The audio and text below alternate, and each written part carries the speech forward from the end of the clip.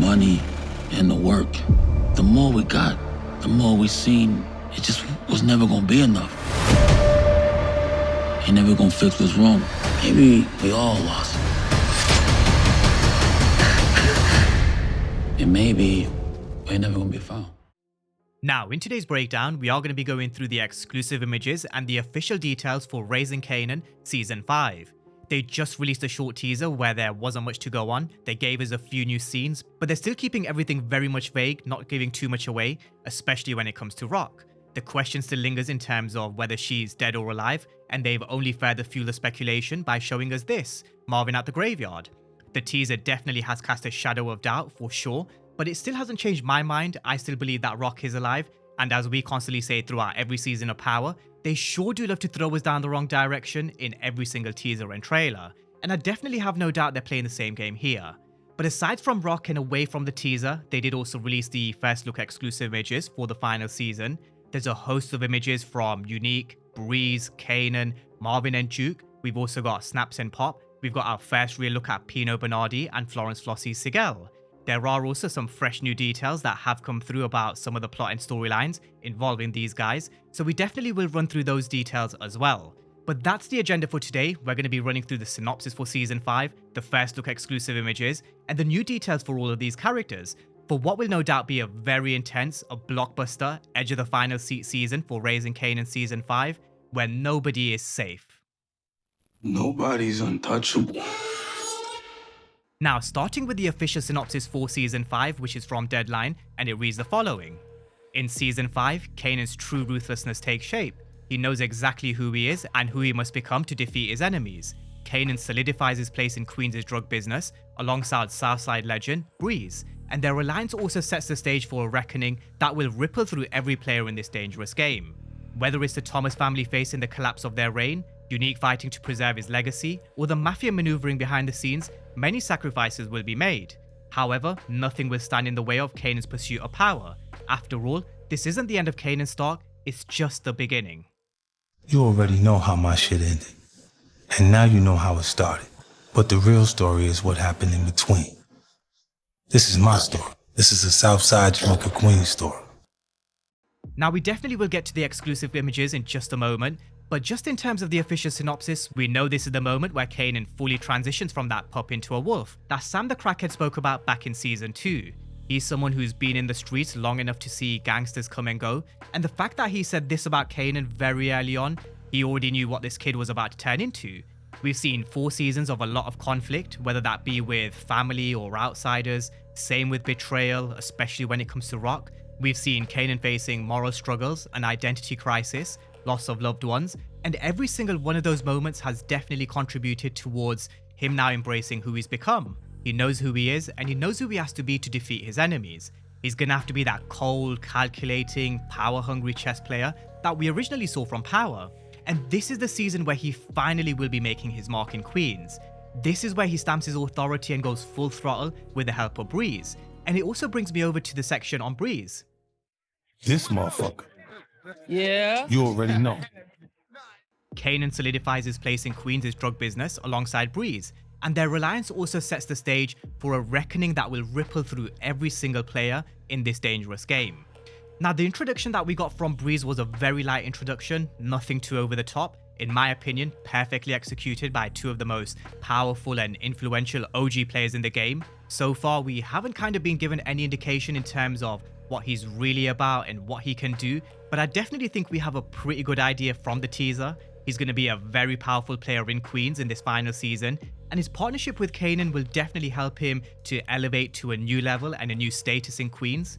He's going to help him provide him with resources, knowledge, muscle, and definitely game. We also saw the scene in the teaser where Breeze was playing chess. This is going to be a character who, like Kanan in Power, plays the game very much chess-like, always thinking 3 moves ahead of his enemies, and we definitely have to admit, Kanan was one of the best at playing the game of chess back in Power. You know the easiest way to sneak up on your enemies is to make them think that they already won. Sneak attack. Gotta be 1 move ahead. Nah, son, you gotta be 3 moves ahead. Now, Kanan's downfall was that he cared too much. He cared way too much about Tariq, just like he cared way too much about Ghost, and eventually never saw the betrayals coming from both. For those who have seen my Kanan and Ghost betrayal breakdown will know exactly what I mean, and for those of you who haven't seen it, it definitely is worth a watch before Raising Kanan Season 5 and also Power Origins, because I really do dive deep into the psyche and decision making of both Kanan and Ghost. But this partnership with Breeze is really going to be a big boost for someone like Kanan, who has lost a lot of loved ones and business associates over the past 4 seasons.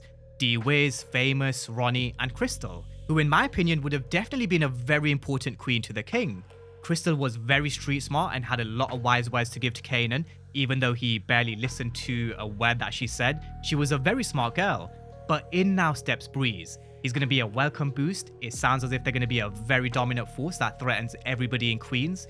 Breeze and Kanan kind of set the stage for a reckoning that will ripple through every single player, and that also includes the Thomas family, who will be facing a collapse of their reign. Unique will be fighting to preserve his legacy, and the Mafia will also be maneuvering behind the scenes. Now, this basically means there's going to be a war on all fronts. The Thomas family, which includes Rock, Marvin, and Lou, they're going to be on the brink of falling apart for good. That probably stems from a lot of factors, such as the Mafia, Unique, maybe Snaps and Pop. We still don't know for certain whether Rock did survive, but if she didn't, just imagine the impact that would have on Lou and Marvin. I still believe she is alive, but even then, you still have to kind of look at all the internal conflict and issues. For example, Jukebox and Rock. But the fact that Kanan is now kind of detached from the Thomas family and building what he's building with Breeze, that will contribute towards the downfall of the Thomas family empire as well. For Kanan and Breeze to grow and for them to fully take over Queens, they're going to have to move some people out the way, and that definitely also includes the Thomases. So I do think Kanan will be front and center when it comes to the collapse of the Thomases, but behind them, no doubt will also be Snaps and Pop. In terms of Unique, he's going to try and defend what's his and defend his legacy at the same time, which in my opinion, he faces a very big uphill battle in doing so. I think there are 2 new, very hungry young gangsters looking to take the throne, and just as I mentioned with how Kanan will have to move the Thomas family out the way as well, Unique will have to be moved out the way as well. With the Mafia, it's going to be very interesting to see where they fit into the overall structure, especially with Pino Bernardi's introduction. We know they usually like to operate in the background, they like to get everybody else to do their dirty work for them, and that's the kind of hint that I get from the synopsis. Them really kind of pulling the strings and operating in the shadows, and them playing the games like we've seen from the likes of Stefano Marchetti. We don't often see them get involved in the streets, but at the same time, playtime's over. The final season will be full of confrontations, power shifts, betrayals, manipulation, lies, and definitely death. Them teasing the Thomas family's empire collapse means one thing: loss and death when it comes to the family. Unique storyline also hints at him trying to defend his legacy, but losing this to Kanan and Breeze. And the Mafia storyline tells us that we still need to keep our mind on the bigger picture. They're teasing sacrifices will be made, and that's going to be across the board. And the games will definitely be played right through from street level, right through to the Mafia. Now, last but not least, nothing is going to stand in the way of Kanan's pursuit of power. After all, this isn't the end of Kanan's Stark, it's just the beginning. Which, when you look at the broader picture, and if we were to zoom out, even though we'll be 5 seasons deep into Raising Kanan with Power Origins up next, it really is just the beginning when you think about how much story there still is left to tell, which will take us all the way up to Power. What I also think it means is, come the end of Season 5, Kanan's going to be the real big winner here.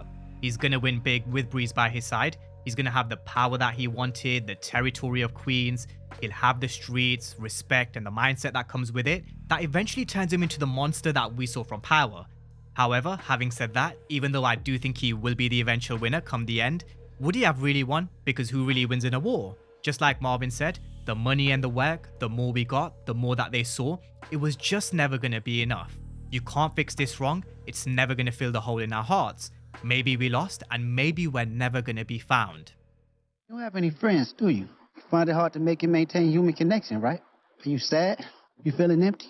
Hard to be there for people you love, ain't it? Now, I do think that's the perfect way to sum it up when it comes to whether Kanan really will win. In reality, there are no winners in a war, just losers. But that's the synopsis for Season 5 and some of my key takeaways at this moment in time. Now, interestingly, there are 2 characters who haven't actually been mentioned in the synopsis at all, who I still do believe will play a very big role, and they are Snaps and Pop. They're 2 very powerful and influential players that still have a lot of influence on the entire chessboard in Season 5. We've got them both over here, matching outfits as usual. They definitely will remain 2 of the most powerful players who have control over Kanan at this moment in time, because they were able to get rid of Famous, get rid of Crystal, and also turn him against Rock, which I do think will continue into the early parts of Season 5. I do expect them to continue to mentor, nurture, and manipulate Kanan, because Wendell Pierce, who plays Snaps, did mention he does see Kanan as a revenue stream. He could see the early talent in someone like Kanan, because after all, he is Rock's son. And I also believe they think he's the son of Defcon Stark. So early on, I do expect them to have a big stranglehold on the game, on the players, and have control over the broader chessboard. However, we know this is power, we know what they do, and we know how they like to shift power from player to player during a season of power. And I'm definitely expecting the same here at some point as well. Secrets will be spilled, there will be betrayal, and if we kind of just take it back to the synopsis where it mentions Kanan and Breeze's alliance will set the stage for a reckoning that will ripple through every single player in this dangerous game, I do think we can make a very good argument where you could include Snaps and Pop in that as well. Especially with them manipulating Kanan, with them being behind Famous and Crystal's death, and again, as they've teased, sacrifices will have to be made. The only thing is, it does kind of get complicated because Breeze is the nephew of Pop. I can definitely see one of them dying this season, not sure about both, but I can definitely see at least one. But that's our first look at Snaps and Pop, moving over to Breeze and Kanan. Now, these are two characters who are going to be heavily involved in Season 5. They're going to be working together, they're going to be running the streets, building their operation, hustling under Snaps and Pop's guidance. At least at first they will. Let's see how that develops when and if the betrayal and manipulation is revealed. But these are two characters who are definitely going to be stamping their mark and authority in Queens. I'm looking forward to seeing what Breeze brings, his knowledge of the streets and how he really helps Kanan to develop. I'm intrigued to see how ruthless Breeze is and what kind of traits he rubs off on Kanan. It's a very small detail, but something that I noticed was Breeze's stance. It's the same way we see the younger Ghost standing when he's talking to his crew in the BTS that we've seen of Power Origins. At some point throughout Season 5 and Power Origins, we're going to probably be thinking, oh shit, so that's where Ghost got that from, or that's where Kanan learned how to do that. It was Breeze. So definitely looking forward to his influence, what kind of influence he has on Kanan. I do think with Breeze now by his side, he's also going to be ready to take that next step up. And as I mentioned before, when you take that next step up, you're going to have to move a couple of people out the way. And someone who I do believe they will be moving out the way is Unique. Unique most definitely down with this crime. Plus he got the Italian connect, so we gonna need him. At least in the short term. But again, that's a conversation for another time. Now, I do believe this was a little hint at what is to come in Season 5. Kanan even looked at Snaps thinking, wait, what? But the game is definitely the game, and Snaps and Pop certainly know how to play it. They're going to use Unique until he is no longer useful. And I do think we will see the end of Unique at the hands of Breeze. It's going to be a huge scalp, and I am predicting it early doors, which I think I mentioned right at the end of Raising Kanan Season 4 as well, post episode 10, that I do think Unique will die at the hands of Breeze. But definitely the same thing with Kanan, excited to see these two interact as well, excited to see and hear the conversation, and also how Unique influences a young Kanan and Breeze as well. It's not just going to be Snaps and Pop who influences them. I do think Unique will play a part just before he is removed. So definitely something just to keep in mind, Unique acting as a mentor and working with Breeze and Kanan before he ultimately falls as well. Now we've also got an image of Marvin and Jukebox. They're sharing a big hug with both of them looking down and pretty upset. Whether that has anything to do with Rock, who knows? It's very difficult to kind of just go off some stills before the season and before even kind of seeing the official trailer. I do think once we see the trailer, we'll definitely know more. But just in general, when it comes to Marvin and Juke, we have come a long way when it comes to their relationship, from what it was in Season 1 with Marvin not really accepting Juke to now this. Them relying on each other, them being there for each other, them comforting each other when they need it. Marvin being there for Jukebox, whether it was pursuing her ambition with music to join in the army, or when someone put hands on Juke. They definitely have come a long way. No doubt we're going to see more moments like this, but I do think we all know it's only building up to one thing and one thing only. They really are going to hit us with one of the most heartbreaking deaths in Power history. I really do believe Marvin's death is going to be that big. Not just because of how loved he is by his Power fans, but because of the impact it's going to have on Juke. We need to see a reaction to it. We need to see how she turns when she loses that one form of comfort that she has left. Now, who I think does it, I've always kind of thought the mob, the Mafia. Marvin's always kind of getting into shit, digging himself into a hole that just gets deeper and deeper. He's a character that's dropped a lot of bodies in Season 3, and maybe he's someone that ends up digging a hole that's way too big to climb out of in Season 5. Now, what I would really hate, but what would actually make a lot of sense when it comes to the friction that we saw between Juke and Kanan in OG Power, is if Kanan had something to do with Marvin's death. They have teased that the Thomas Empire will crumble, the Thomases will fall. It's just a matter of how and who's behind it. If Kanan is, then it certainly does make sense with Jukebox potentially completely breaking ties with Kanan and leaving New York. So that's just some early thoughts around Marvin, Juke, and potentially even Kanan being involved. Now, in terms of Stefano, we've got him in the hospital, he's surrounded by his men, and no doubt he's given the orders to get rid of Phil Russo. I do think the end is near for Phil Russo, and to be honest, it is a death which I'm calling early doors. It's a death which I think we're going to see in episode 1, because it then sets the stage for Pino Bernardi. And Deadline did also tease that Pino is the nemesis for Stefano Marchetti, and someone who will definitely prove to be a worthy opponent. He's the head of the Manhattan Mafia. Pino is supremely self-assured and the epitome of the old adage, speak softly and carry a big stick. He doesn't need to tell you he's a boss, because you know it already. Bada bing, bada boom. And no doubt he's definitely going to be bringing a lot of heat to this role. It's a great addition, another stellar addition to the stellar cast that they already have. And the fact that he's going to be going up against Tony Danza's character makes it even better. We've also got our first look at Florence Flossie Sigel. She's said to be Manhattan's most prolific madame. She's polished, lives a luxurious lifestyle on the surface, but as the daughter of a Jewish mobster, she's her father through and through. Shrewd, tough, and strategic. So it definitely will be interesting to see where she sits on the chessboard and the overall structure for the drug game heading into this final season. Whether they're two characters who are more in the shadows compared to what we're going to see at street level from the likes of Kanan and Breeze, most probably. But at the same time, if they do want to take control over Queens, they probably will have to cross paths with the likes of your Stefanos, Pino Bernardis, and Flossie Sigels, which they definitely have started to soft tease with Kanan approaching Stefano in season 4.